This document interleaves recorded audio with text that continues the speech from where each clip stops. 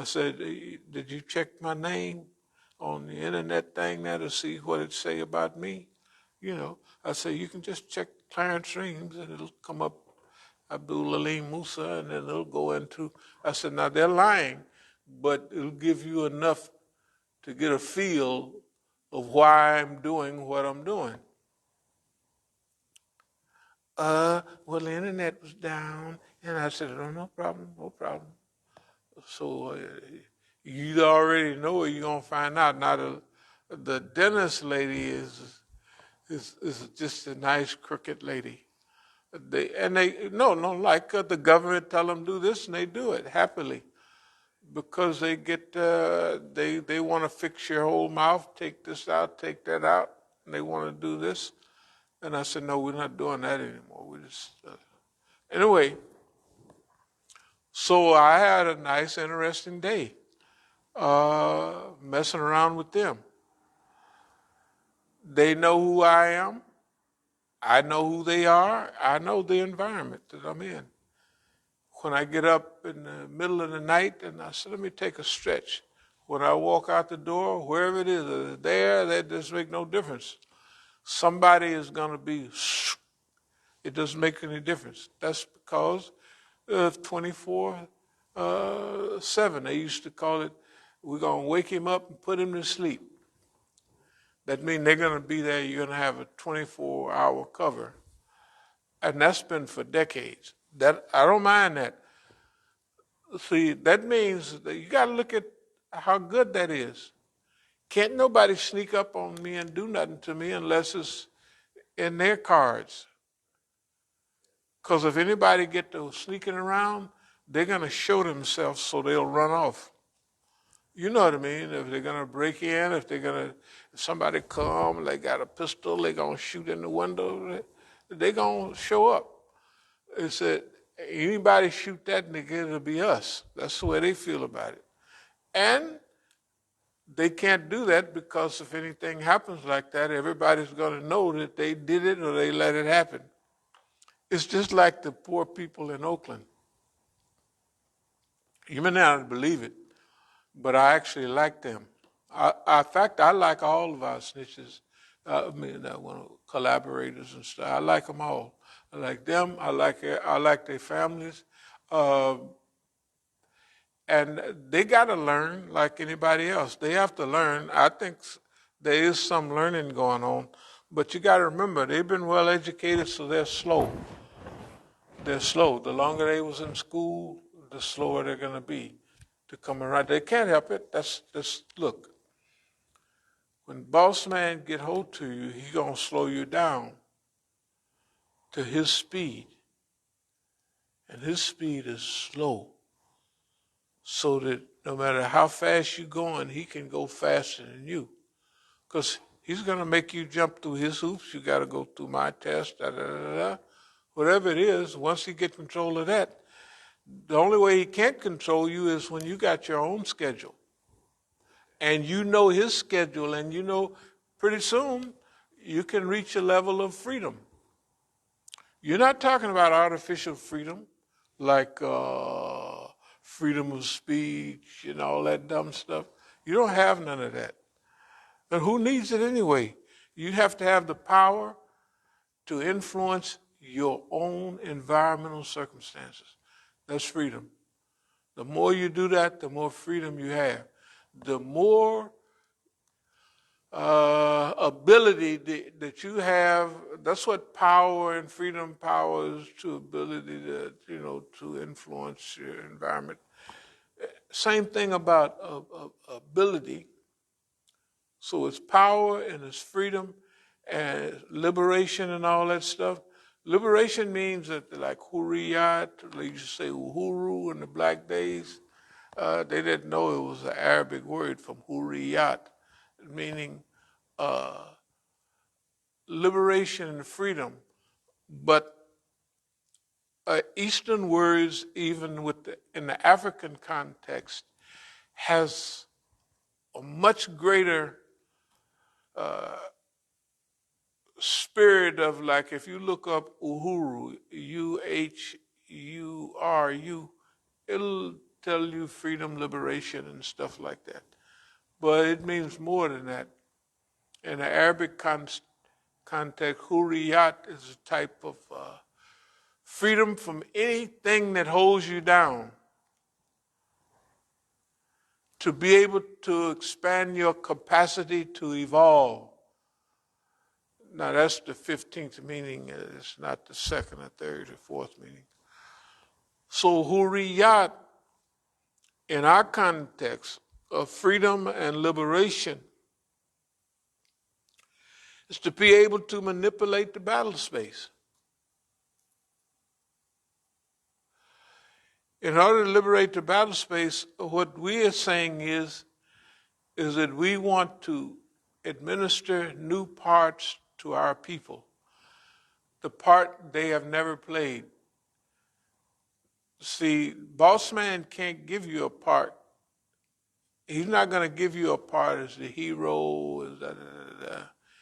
He can't do that. He has to be the hero. There ain't going to be no heroes here but me. The best you can get is a supporting actor, and maybe you get killed in the last scene. Right. You know, you used to get killed in the first scene, Negroes, but now they let them develop their character where everybody's sad. But boss man is going to be the hero, or boss lady is going to be they don't. And that's great, because you're playing in their production. So you know how it's like the old story about the lion is talking to the little cubs or what have you. And no, the lion hunter is talking about how great the lion was, how great the challenge was, and what have you. And he finally won the day. So the young child is asking the parent, Daddy, why doesn't the lion ever win? Yeah, it's the same old thing. He said, yeah, when he tells a story, when he can tell a story, he'll win. Okay, we're telling a story. I want you to understand how panicked boss man is. Because we having a good time. You can tell, look here, we having a good time. Boy, I laughed so hard when that lady said, I want to talk to you about insurance. And by the way,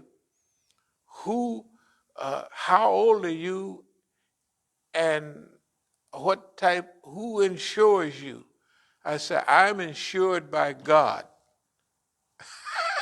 I can see that Peckerwood. I can see that white lady now. You know, yeah, I could see her face now. I mean, she was just stunned and hung up. And there was nothing to say. But it was, to me, I'm telling her the truth. What is your insurance? I'm insured by God.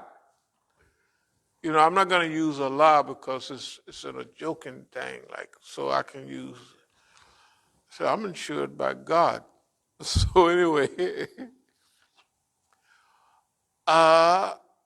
if not, let's look at the global dummies on international display. The USA and the Zionists. See, there's a change in the atmosphere about the Zionists. They can do anything they want to anybody, and it's all right. Nobody else can do that. Not even the Americans, but the Zionists can. So everybody's looking at the Zionists now. And then the Americans, they're thinking that these people must be on dope. The American, I mean, if you listen to their news, it won't sound like. But everybody else's news, when you look in India, the Arab news, everybody else, they're laughing at the United States. And Europeans, they're saying, what's wrong with Europeans? Because this is the question they ask. They say they're making them bear all the burden, and They're not doing. They got their own oil supply over here, there, and they telling them we don't want you to do. And they doing it anyway because they buying Russian oil, and they buying the ruble first, and then, hey man, so Putin done kicked off a new thing. If you got control of market, you make people buy your currency. What does it do? The ruble is up in the roof now. The value of the ruble is up, way up. So the real in Iran, Tomans, whatever, will probably be up because Iran will say, well, yeah, I'll sell y'all all the oil you want. First they'll build up their stockpile of money. And then Russia and China have been planning this a long time. They have, yeah. Why is that? Because they've been buying all that gold. Right, that's it. Years, yeah. That's right. They've been saving all that gold. So they got all that gold so you can turn your flips and do anything you want. They got more gold than anybody, and they've been packing it away because both of them knew. And the world is acting, look, you don't hear on the Eastern news or nothing anymore about this terrible invasion. Everybody is saying those Americans set up the Russians and they trying to stir World War III, and Putin is from a paranoid maniac to a nice guy. Now, now. And the longer it go on, and he ain't gonna, he's not fighting their war. He's not biting at this and biting at that. We'll take care of that. So, hey, it just so happens that the Chinese, the Russians, in the last decades, the Chinese were sharing silkworm missiles with Iran in the early 80s. Yeah, okay. That's what they called it then. Now the stuff, good God, that was a while back. So anyway, Russia, after what they did in Libya, Russia saw they hitting at our people, their allies. So they said, well, we let you slide on Libya, but you can't hit nobody else. And Syria, we fixing to straighten that up. Within 2 weeks of bombing in 2015, the U.S. had been bombing for 2 years, so-called Daesh, and in 2 weeks, the Russians straightened the whole thing out. So we can see what that was. But the historical, the historical reality is clear to everybody now. Like we've been proven right over and over and over and over again, and that's hard that's hard for everybody to take. It's hard for Boss Man. It's harder for the Zionists. It's hard for the Muslims. Well, you got to think about it. The Muslims have all tried to avoid us, although you could tell that we have some people that like us. Okay, they don't want to be on front page with you, but you could tell, yeah, I got to go. So that's fine. One thing we found out as the years go by, never test people beyond their capacity. One of the mistakes I made in Jahiliyyah, it was like, say with your family members, your wife and everybody. If I'm down with this, you got to be down with me. You got to be down with this. You don't have no choice. And you put people in a position where, if you had any sense, you would not press people beyond their commitment. You can't do that. Well, no, you can't. You can't shoot, you 25 years. So how old are you? Well, I'm 29 now. 29. Man, you lucky to learn that. That people, I wasn't no. At 29, I still had a little bit of, not much, but a little bit of that. You with me? That old dumb Negro stuff. You with me? Then I'm down with it. You down with me? I think I had learned by 29 from experience. From experience, that you can't make people go beyond their, what is their level of commitment, and never carry people beyond their level of commitment. This is one of the rules of movement. Okay, so the hero on display, I just don't want to say it, but it's me. I'm the hero in this. The United States government and the Zionists, ain't nobody ever even thought of treating